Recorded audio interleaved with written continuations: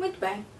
Vamos agora entrar na área que consideramos ser o início, de facto, do entendimento da inteligência emocional, no sentido de perceber como esta inteligência emocional alavanca tanto do nosso potencial. Existem princípios que, aplicados ao coaching, que vão posicionar-nos e que nos vão dar o enquadramento e a visão correta para utilizarmos estes conhecimentos de inteligência emocional e as suas ferramentas num contexto de coaching. Ora, vamos agora ter a oportunidade de ver os princípios que nós chamamos aqui os pilares da inteligência emocional aplicados ao coaching. E vamos então ver que o primeiro princípio diz-nos: sempre que nos definimos, criamos contraste. Obviamente, este princípio tem a ver com tudo aquilo que temos vindo a falar. Mas convém, novamente, revermos alguns conceitos associados a esta dinâmica de contrastes. Sempre que nos definimos, isto é, sempre que o cérebro estabelece uma significância, ela resulta de uma associação de contrastes ou de informação que contrasta e que existe na sua base de dados. Portanto, quando eu digo isto é muito bonito, obviamente o meu cérebro associou alguns estímulos que recebeu com outras experiências passadas que tiveram uma determinada significância. E, portanto, por contraste com algo não bonito, o cérebro cria uma referência de bonito. E depois associa aquilo que vê aos contrastes que já estão programados na sua mente ou nos seus arquivos. Como tal, basta que eu defina, seja o que for, que eu já estou a criar um contraste. Porque estou a definir. E definir significa fazer realçar do todo. E, portanto, a nossa maneira de pensar, a nossa mentalidade, funciona exatamente desta forma. Criar realces com contrastes e dar valorações maiores ou menores aos vários picos e contrastes de tudo aquilo que existe. Isto em si não é melhor nem pior, não é bom nem é mau, é apenas a descrição da maneira como nós damos relevância, mais ou menos, seja o que for. Então, há contrastes cuja intensidade, cujo pico são tão grandes que criam grandes desequilíbrios emocionais dentro de nós por causa destes atritos. E há outros contrastes que são ligeiramente menos intensos e com os quais podemos conviver porque o nível de stress criado pela oposição é relativamente brando. Em última análise, todos nós queremos, de facto, eliminar esses contrastes e eliminar esses picos para podermos viver mais em sintonia com a totalidade da vida. Esta é uma dimensão estranha para quem não está habituado a pensar nestes moldes. E a maioria do ser humano não está habituado a pensar em relacionar-se com a vida sem contrastes. E, portanto, nem imaginamos o que será uma vida dessa forma. Também não temos que nos preocupar com isso, porque neste momento o que nós queremos é perceber que, quando eu digo eu sou uma pessoa simpática, há alguma coisa em mim, existe uma pedra no sapato interior contra a simpatia, ou de repressão em relação à simpatia. Mentalmente, nós fazemos escolhas bonitas, racionais, inteligentes, mas emocionalmente, devido à necessidade de criar contrastes e incongruências entre esses contrastes, porque umas vezes é para um lado, outras vezes é para o outro, conforme os contextos, conforme os interesses, conforme o ponto de vista, porque temos tanta variedade e tanta incongruência e tanto desalinhamento em relação à mesma ideia, acabamos por ficar fechados nesses contrastes, mas desorganizados interiormente também. Porque para eu ser muito simpática, tenho que rejeitar a antipatia. Ora, se eu rejeito a antipatia, dou-lhe tanta força quanto dou à simpatia. E, portanto, a antipatia vai rodar no meu mundo. à mesma. Portanto, quando nós damos contraste a algo, isso mostra-nos quais são os contrastes ou as oposições que são mais usadas pelo nosso cérebro. E em função desses hábitos de oposição e de contraste, nós vamos vivendo a vida de forma mais favorável ou menos favorável, se as circunstâncias que rodeiam esses contrastes estão mais ou menos de acordo com a maioria das incongruências que nós temos no nosso inconsciente. Isto é, enquanto não há um desafio circunstancial que ponha em causa a maneira como o cérebro cria um determinado contraste, tudo corre bem. Porque parece que eu gosto muito de azul e o azul é sempre uma cor linda para mim. Muito bem. Desde que ninguém traga para a minha vida, ou eu traga para a minha vida, um contraste que na situação vivida o azul passou a ser uma coisa horrível, eu vou sempre achar que eu estou muito bem com o azul. Mas se este azul estiver associado, de repente, ao aparecer numa situação que me desagrada altamente, eu já não gosto tanto do azul como gostava.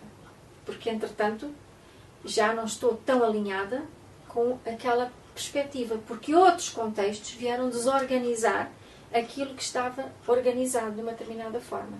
Portanto, o azul pode ser bom ou pode não ser bom, depende do contexto. Mas quando todas as coisas estão a favor daquilo que eu gosto, parece que aquilo é universal, é verdadeiro, é absoluto. Até que haja alguma coisa que vem contra aquela organização e aquele fluir. E, portanto, a nossa congruência é uma congruência circunstancial. Isto é, depende das condições nas quais eu vivo esse contraste. E se eu mantiver em rotina determinados contrastes e eles não forem desafiados diretamente, eu vou jurar para toda a minha vida que aquela é a minha opção e que aquilo é de facto uma verdade para mim.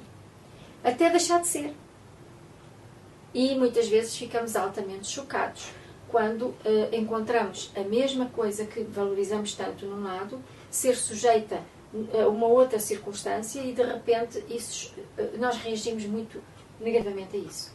Como tal, aquilo que era tão bom passou a ser menos bom ou péssimo até. É por isso que se diz a fronteira entre o amor e o ódio é muito, muito débil e muito subtil. Porque num determinado contexto aquela pessoa é a melhor pessoa do mundo, mudando uma circunstância, aquela pessoa pode ser a pior pessoa do mundo. E, portanto, é preciso percebermos que as coisas não são absolutas na nossa personalidade. Elas são o que são enquanto são, de acordo com os contextos.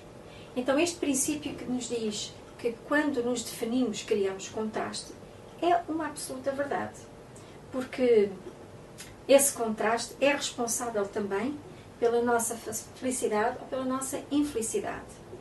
E é um contraste que depende muito dos contextos e das circunstâncias.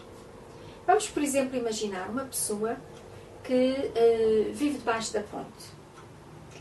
Para essa pessoa, o seu contraste imediato é ter um tetozinho que a abrigue. Então, quando está debaixo da ponte, ao sol e à chuva e ao frio, ela sonha com uma cabaninha. E essa cabaninha é o seu ponto de paraíso. Portanto, é o seu 10 positivo. Ela agora está no 10 negativo, debaixo da ponte. Entretanto, a vida proporciona-se e ela encontra uma cabaninha onde pode viver. No primeiro momento, ela passou do inferno para o céu. E sente-se a pessoa mais honrada, mais feliz e mais privilegiada do mundo. Naquele momento. Mas como o nosso cérebro não sabe pensar sem contrastes, porque ele está programado para fazê-lo constantemente, logo que esta circunstância se torna um bocadinho mais comum, pode demorar umas horas, uns dias, umas semanas, ela começa automaticamente a viver um outro contraste. Agora, aquela cabaninha é boa, Mas se tivesse, enfim, mais espaço, um bocadinho mais de conforto, talvez uma casinha de alvenaria, quem sabe seria tão bom.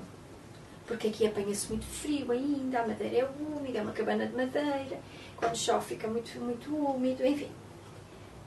E imediatamente o cérebro cria um novo contraste. E vamos vivendo em função daquele novo contraste. E agora, com o rodar do tempo, aquilo que no início era um paraíso, passou a ter alguns defeitos. E depois mais alguns, e mais alguns. E tanto quanto mais defeitos eu encontro naquela, mais eu desejo a atração pela outra coisa. E assim sucessivamente. E quando eu tenho a casinha, eu já quero uma casinha maior, porque aquela afinal é apertada, é pequenina, não se coaduna, não posso cá pôr as coisas que eu quero, enfim. Isto para dizer que o contraste é aquilo que desenha a nossa vida.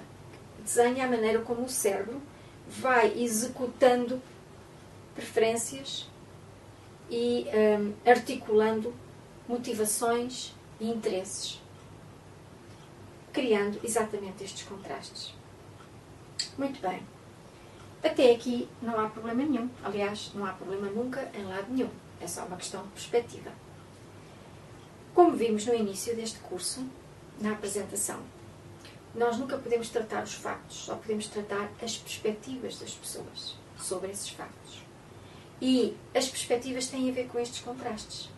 Isto é, de que forma é que eu estou a estabelecer um contraste, ou qual é o contraste que eu estou a estabelecer para ter a perspectiva que tenho.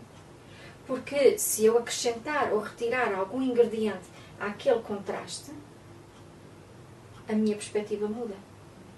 E aquilo que era uma coisa passou a ser outra. Ou já não é bem a mesma coisa. Perceber que o cérebro é esta máquina pensante e que ela pensa de acordo com estes critérios é muito importante. É muito útil e poderoso.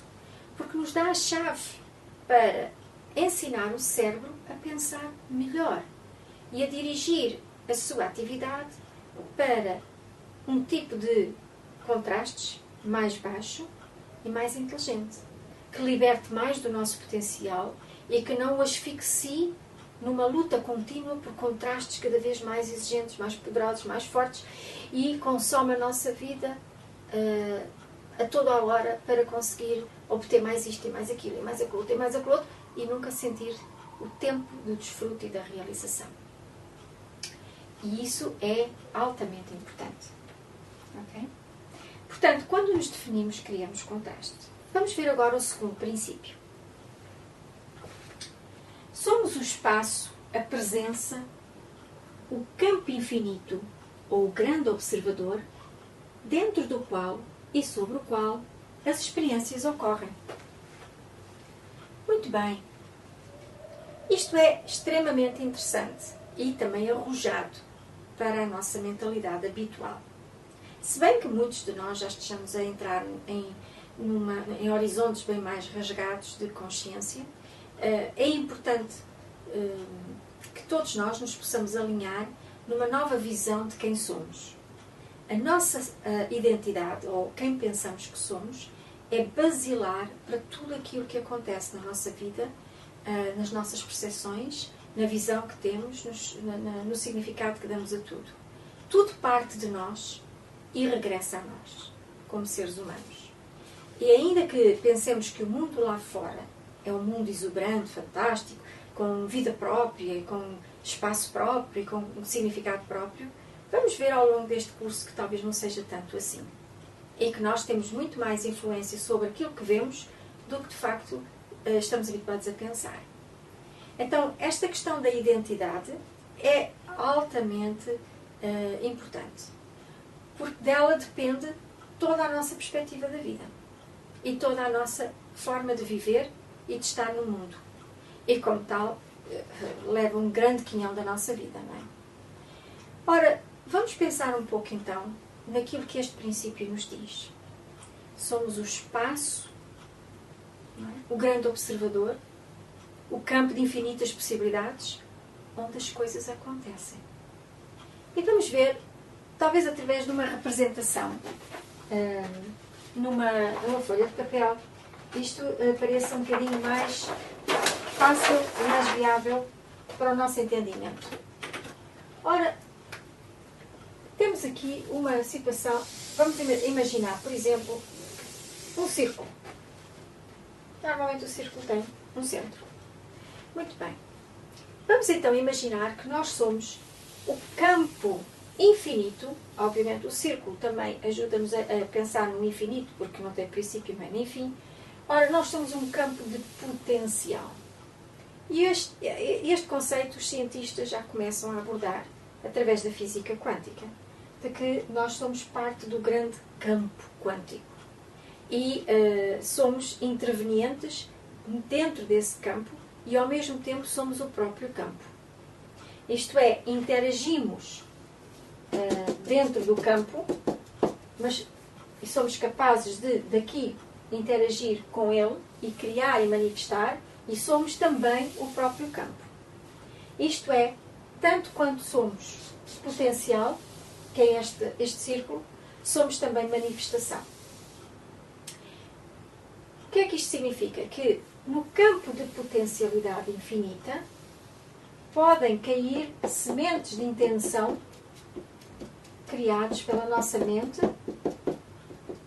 que se transformam em partículas, e essas partículas vão se aglutinando e manifestando algo no mundo físico. Portanto, somos, de facto, algo muito mais do que a circunstânciazinha que ocorreu aqui. Ou a circunstância que aconteceu ali. Ou a experiência que tivemos aqui. Nós somos o grande observador dentro do qual e sobre o qual as oscilações das experiências vão entrando e saindo, porque muitas morrem na praia, como uma onda que se morre na praia. E nascem outras. E, portanto, somos como que um campo de dança experiencial. Mas somos sempre a consciência desse campo, ou não teríamos a possibilidade de lembrar ou falar sobre aquilo que aconteceu quando tínhamos 5 anos, ou 10, ou 15, ou 20, e assim sucessivamente. Existe um denominador comum que observa e consciencializa tudo aquilo que entra e sai num determinado momento ao longo da vida, enquanto experienciamos esta vida que estamos a ter. Portanto, isto são ondas de experiências. E são múltiplas. Entram, saem. Algumas, porém, ficam presas. E, em vez de entrarem e saírem, ficam presas assim, em pontos. E são muitas, infelizmente, as que ficam presas. Porquê? Porque ficam carregadas de tensão e nós não deixamos abrir, na altura, a tensão que se acumulou. Elas ficam presas e ficam registadas na base de dados do cérebro como alertas. Essas alertas, nós damos um nome, muitas vezes, de bandeiras. É uma espécie de bandeirola, que fica ali para o cérebro se lembrar, olha, isto é importante. São os mecanismos de alerta que ajudam o cérebro a proteger-nos ou a dar-nos mais daquilo que é bom. Por exemplo, uma bandeira vermelha será uma bandeira que nos diz, olha, o que aconteceu aqui é perigoso. Então o cérebro, sempre que vê algo que pode associar ao que aconteceu aqui, imediatamente emite um sinal de alerta. E isso nós notamos pelo mal-estar que sentimos, pela vontade de fugir, pelo medo, pelas emoções que vão surgindo, porque no momento em que o cérebro faz uma associação com o registro que já existe de alerta, ele vai reproduzir automaticamente em nós todas as vivências presas ali, ele vai de novo reproduzi-las em nós, como se estivesse a acontecer o perigo. Mesmo que o perigo não esteja ali. Mas se for percepcionada a hipótese disso com esta associação, imediatamente o corpo começa a reagir como se estivesse perante o perigo ou a situação de stress que foi vivida, sabe-se lá, às vezes já há 20, 30 anos atrás. Ora, existem milhões de bandeiras vermelhas e também existem as bandeiras verdes. As bandeiras verdes são: foi tão bom quando eu fui à praia tal e estava um tempo fantástico, maravilhoso, eu nunca mais vou viver nada como isto. Isto foi a única coisa que restou da minha vida. Ou nada é tão bom quanto aquilo. Então o cérebro fica preso ali e nota que aquilo é uma bandeira verde e por mais que nos dê circunstâncias semelhantes, nós vamos sempre pensar que aquela é melhor que todas as outras. Ou ganhamos um apego tão grande a esta, que se encontrarmos outra tão boa, o cérebro vai querer salvaguardar esta, porque é uma bandeira muito forte, e então cria um contraste falso, de modo a que nós não possamos ver aquilo que é bom na outra situação, não tão bom, para que isso não vá retirar preponderância a esta. Portanto, nós temos a nossa base de dados está carregada de bandeiras vermelhas e verdes por todos os lados. E aquilo que vemos hoje em dia não é mais do que reassociações contínuas em automático do cérebro a milhões de bandeiras verdes e vermelhas. E vemos sempre as mesmas coisas em contextos diferentes, em tempos diferentes, em momentos diferentes, em espaços diferentes, mas a experiência é a mesma em reciclagem. Portanto, isto acontece precisamente porque, em vez de sermos o campo de todas as possibilidades que olha e consciencializa e deixa partir, fazermos a auto-observação, em vez de sermos observadores, identificamos-nos com as experiências. Isto é, descemos deste nível de consciência e passamos a ser a própria experiência. Entramos no drama. Identificamos.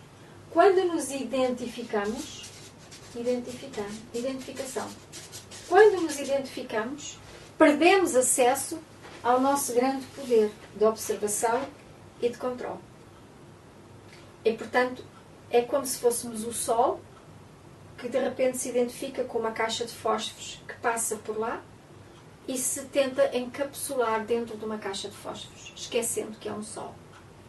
Será sempre o Sol, mas enquanto acreditar que está metido numa caixa de fósforos, ele sente-se uma pequenina luz, um pirilampo, provavelmente dentro de uma caixa de fósforos.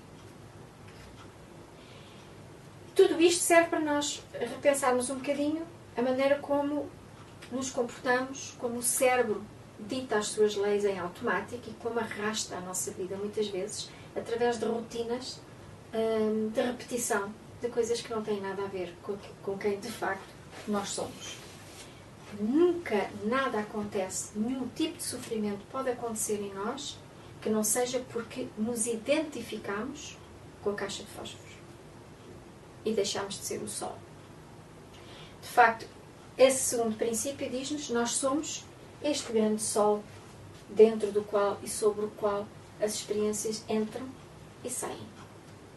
Se ficam retidas, temos exercícios que vamos aprender para retirar estas cargas presas e permitir que aquilo que estava ali preso solte a energia que estava ali presa e possamos voltar de novo a ser quem somos. Partes de nós que estão ali presas regressam ao seu grande campo de existência. Certo? Vamos agora ver o terceiro princípio.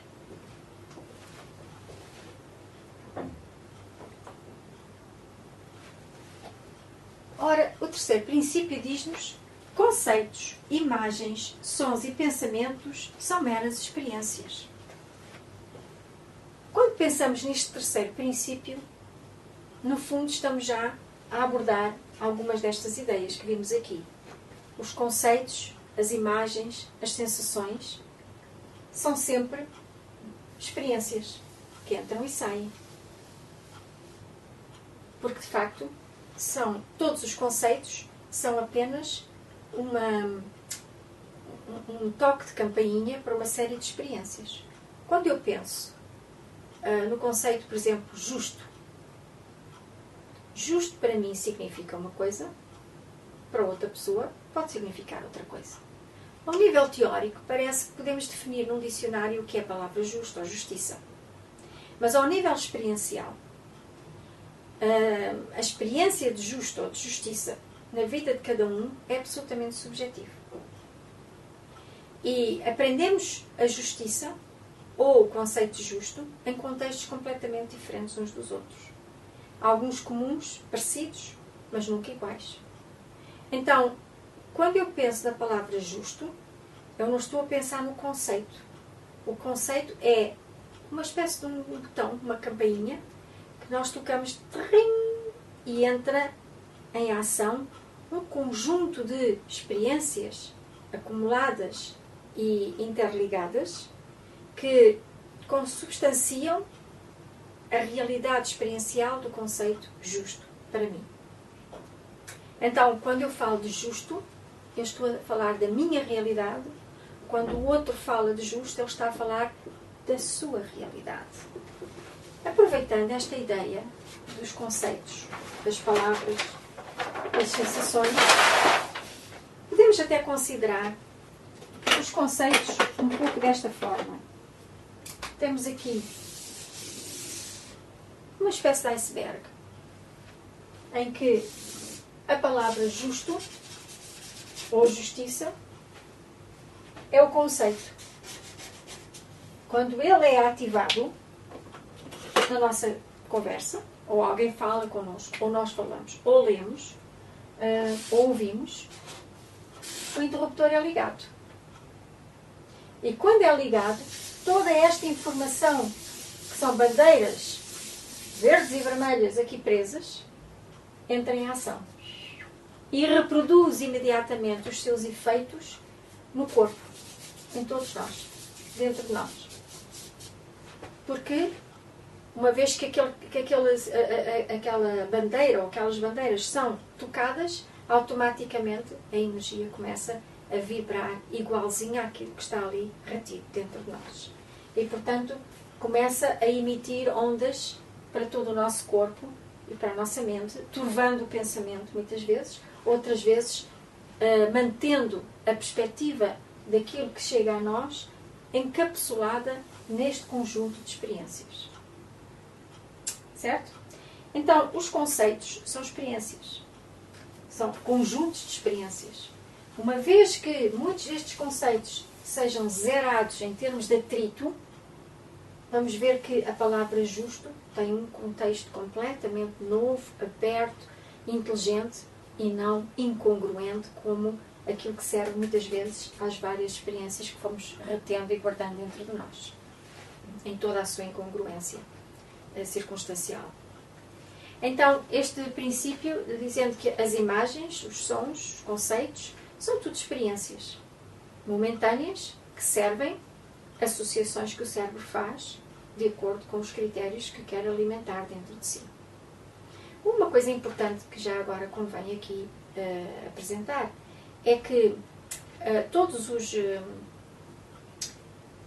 os conceitos, na verdade, estão sempre a alimentar experiências passadas. Quanto mais repetimos esses conceitos, mais estes icebergs se ativam e, por sua vez, se engordam. Quanto mais isto for tocado aqui, mais energia continua a acumular e a alimentar isto. É como se nós estivéssemos a carregar a bateria do nosso telemóvel. Quanto mais lá formos, mais carga vai entrando e vai mantendo e sustentando isto. E eu disse carga do telemóvel e foi intencional. Porquê? Porque o telemóvel vai desgastando a energia ao longo do dia, quanto mais o consumimos. E chega a uma altura, não tem energia própria para se repor e precisa de uma fonte de alimentação para alimentar de novo a sua carga. Nós somos assim também. As memórias que estão retidas e as experiências no nosso cérebro não têm carga própria. Elas têm aquela carga que ficou ali presa, mas se não forem alimentadas, a energia não consegue manter a coagulação e começa a abrir e a perder-se. e a dispersar-se.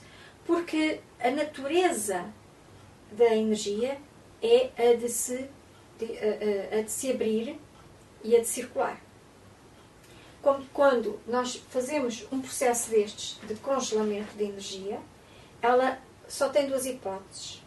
Ou é alimentada para que ela mantenha a sua coagulação, ou começa a abrir. Então, o cérebro, o que é que faz? Para garantir a nossa segurança e sobrevivência e bem-estar, tem como principal ordem alimentar a sua base de dados, energizando-a. E como é que ele a energiza? Criando circunstâncias que sejam interruptores para as bases de dados que têm que continuar a receber alimento. E isto é feito tudo em piloto automático. Portanto, o cérebro quer sempre proteger-nos. E o entendimento do cérebro é que manter os sinais de alerta, os sinais de importância para a nossa segurança e sobrevivência é altamente importante. Ou deixaríamos de andar, todos os dias tínhamos que andar a aprender a andar, ou a falar, ou a comer, ou a fazer as coisas mais básicas. Portanto, o cérebro entende que é preciso manter as bases de dados. E para que o cérebro mantenha a base de dados ativa, o que é que faz? Cria associações com as estimulações que recebe no dia-a-dia e carrega nos botões todos em automático e isso vai criando e alimentando energia. E é com base nesta movimentação que nós depois reagimos, nos comportamos, falamos, movimentamos-nos para qualquer lado ou temos as perspectivas que temos e temos as experiências pessoais que temos. Se bem que é útil em muitas coisas, naquilo que é disfuncional é péssimo.